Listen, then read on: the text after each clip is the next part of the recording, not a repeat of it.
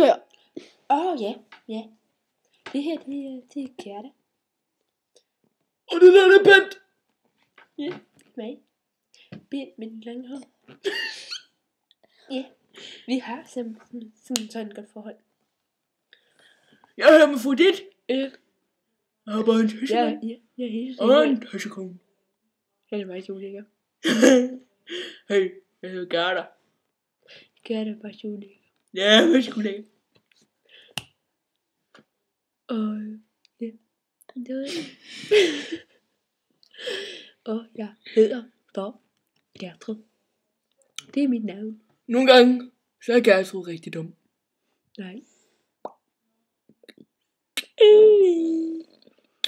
Nej, det er jeg ikke.